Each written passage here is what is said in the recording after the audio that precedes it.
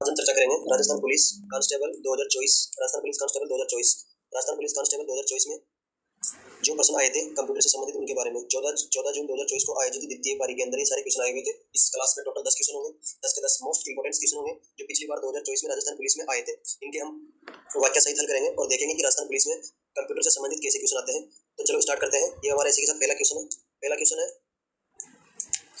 John Napier ने logarithm की खोज कब की थी? क्वेश्चन है, जॉन नेपियर ने लोगेरिथम की खोज कब की थी? ऑप्शन है, option A 1614, option B 1617, option C 1620, option D इनमें से कोई नहीं। तो जॉन नेपियर ने लोगेरिथम की खोज की थी 1614 के अंदर। 1614 के अंदर इसकी खोज की थी लोगेरिथम की। जॉन नेपियर ने की थी। और ये जो जॉन नेपियर था ये एक स्कॉटिक कहते हैं स्कॉटिश गणितज्ञ था जिसने 1614 में लोगोरिथम की खोज की थी। 1614 में इसकी खोज की थी। लोगोरिथम था जो ये क्या है ना, गुणा भाग जैसी गणितीय क्रियाओं को करने के लिए आसानी होती थी, इसलिए इसकी खोज की थी जो नेपियर ने कब 1614 में। चलो बढ़ते हैं नेक्स्ट क्वेश्चन की तरफ। नेक्स्ट क्वेश्चन है, निम्नलिखित में से कौन सा प्रोसेसिंग नहीं है? क्वेश्चन कह रहा है कि निम्नलिखित में से कौन सा प्रोसेसिंग नहीं है, जिसमें ऑप्शन है, ऑप्शन ए है arranging, option B manipulating, option C calculating, option D gathering. तो इसके अंदर सही आंसर होगा गैदरिंग एक प्रोसेसिंग प्रक्रिया नहीं है। गैदरिंग जो है एक प्रकार की क्या है, ये डेटा को क्या करती है, डेटा को संग्रहण करती है। डेटा को संग्रहण है। तो डेटा को संग्रहण के ये प्रोसेसिंग नहीं है। बाकी सारे के सारे क्या है, इसमें प्रोसेसिंग है। मैनिपुलेटिंग एक प्रोसेसिंग प्रक्रिया है, अरेंजिंग एक प्रोसेसिंग प्रक्रिया है, कैलकुलेटिंग एक प्रोसेसिंग प्रक्रिया है। जिसके अंदर जो है ना अरेंजिंग के अंदर क्या होता है कि व्यवस्थित करना, डेटा को क्रमबद्ध करना। अरेंजिंग का मतलब होता है डेटा को क्रमबद्ध जमा करना, इसका मतलब होता है। मैनिपुलेटिंग का मतलब होता है डेटा को बदलना, मैनिपुलेट करना, डेटा को बदलना, इसका मतलब यह होता है। कैलकुलेटिंग का मतलब होता है, इसके अंदर क्या है ना कि कैलकुलेटिंग मतलब इसमें गणितीय क्रियाएं करना, इसमें गणितीय क्रियाएं करने में काम लिया जाता है, गणितीय क्रियाओं को करने के लिए काम लिया जाता है, इसलिए इसको कहते हैं। तो इसमें एक गैदरिंग है जो क्या है, प्रोसेसिंग नहीं है, ये डेटा संग्रहण करने की प्रक्रिया है। अब हम बढ़ते हैं नेक्स्ट क्वेश्चन की तरफ। जो हमारा नेक्स्ट क्वेश्चन होगा वह चौथे नंबर का होगा। चौथा क्वेश्चन, एक मिलीसेकंड है किसके बराबर है? एक मिलीसेकंड किसके बराबर है बताओ। इसमें ABC आंसर है, ठीक है। एक मिलीसेकंड है एक सेकंड के बराबर है।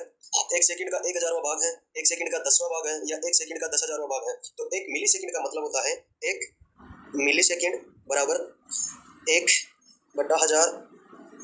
तो आंसर आएगा 0.0011 होता है। तो इसका मतलब ये होता है कि जो ये है ना 1000वां भाग है, तो एक मिलीसेकंड एक सेकंड का 1000वां भाग है, ये वाला बी आंसर बी इसमें राइट होगा। आंसर बी इसमें राइट होगा। नेक्स्ट क्वेश्चन की चौथा क्वेश्चन है, माइक्रोसॉफ्ट विंडोज के लिए किस पीढ़ी के ऑपरेटिंग सॉफ्टवेयर का उपयोग किया गया था? ऑपरेटिंग सॉफ्टवेयर का उपयोग किया गया था, पहली पीढ़ी में किया गया था, दूसरी पीढ़ी में किया गया था, तीसरी पीढ़ी में किया गया था, या चौथी पीढ़ी में किया गया था? तो इसका आंसर होगा जो माइक्रोसॉफ्ट विंडोज है वह चौथी पीढ़ी के अंदर उपयोग में किया गया था। तो इसका आंसर हो जाएगा चौथी पीढ़ी। पहली पीढ़ी में क्या था, मशीनी लैंग्वेज पर आधारित थी पहली पीढ़ी, दूसरी पीढ़ी असेंबली लैंग्वेज पर आधारित थी, तीसरी पीढ़ी मल्टी प्रोसेसिंग थी। कैसी थी? मल्टी प्रोग्रामिंग थी। और चौथी पीढ़ी थी इस पर GUI आधारित ऑपरेटिंग सिस्टम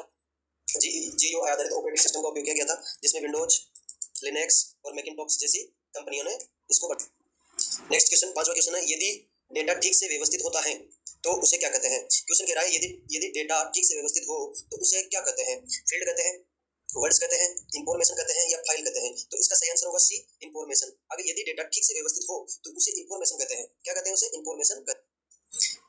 इसमें तो डेटा को प्रोसेस करके सूचना में बदला जाता है।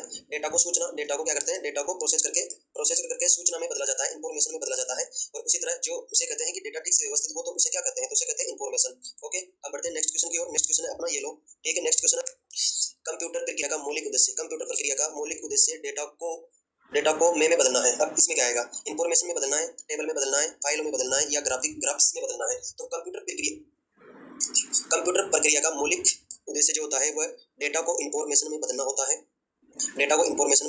है। जो भी डेटा हम कंप्यूटर को देते हैं, कंप्यूटर को इनपुट के द्वारा डेटा देते हैं, उसको वो प्रोसेस करता है, प्रोसेस करके हमें आउटपुट देता है। जो आउटपुट देता है इसको हम क्या कहते हैं? सूचना कहते हैं। तो डेटा को सूचना में बदलना इसकी मौलिक प्रक्रिया होती है।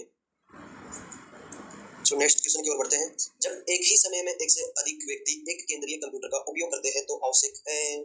क्वेश्चन है, जब एक ही समय में एक से अधिक व्यक्ति एक केंद्रीय कंप्यूटर का उपयोग करते हैं तो उनको किस चीज़ की आवश्यकता पड़ती है? पहला लाइट पेन की, माउस की, डिजिटाइजर की या टर्मिनल की। तो उसको जरूरत पड़ेगी टर्मिनल की जरूरत पड़ेगी। टर्मिनल की जरूरत पड़ेगी। अगर एक साथ बहुत सारे काम कर रहे हैं तो उसको टर्मिनल की जरूरत पड़ेगी। ओके, चलो बढ़ते हैं नेक्स्ट क्वेश्चन की तरफ। क्वेश्चन है आई ट्रिपल ई की फुल फॉर्म क्या होती है? आई ट्रिपल ई की फुल फॉर्म क्या होती है? पहला है instantaneous electricals engineering. Second option है institute of emerging electricals engineering. तीसरा ऑप्शन है institute of emerging electronic engineers. चौथा ऑप्शन है institute of electrics and electronics engineer. तो इसका आंसर हो जाएगा डी। बढ़ते हैं नेक्स्ट क्वेश्चन की तरफ। ये लो, ड्रैग एंड ड्रॉप का उपयोग करके सेल सामग्री की प्रतिलिपि बनाने के लिए किसका उपयोग किया जाता है? तो किसका प्रयोग किया जाता है? ड्रैग एंड ड्रॉप का उपयोग करके सेल सामग्री की प्रतिलिपि बनाने के लिए किसकी का उपयोग किया जाता है? किसकी का उपयोग किया जाता है? तो वह है कंट्रोल की। किसका? कंट्रोल की का उपयोग किया जाता है। ये मेरी पहली क्लास थी, कोशिश कर रहा हूँ अच्छी लगे तो सब्सक्राइब करना और क्लास को शेयर भी करना दोस्तों, और देखना मैंने जो भी गलतियाँ की है इनको मैं अगली क्लास में जरूर सुधारूंगा। और ऐसे छोटे छोटे वीडियो आपको मिलते रहेंगे राजस्थान पुलिस से संबंधित जो आपके लिए बहुत ही उपयोगी होंगे। तो हमारे चैनल को सब्सक्राइब कर लेना, लाइक कर देना और शेयर भी कर देना। ठीक है दोस्तों, थैंक यू।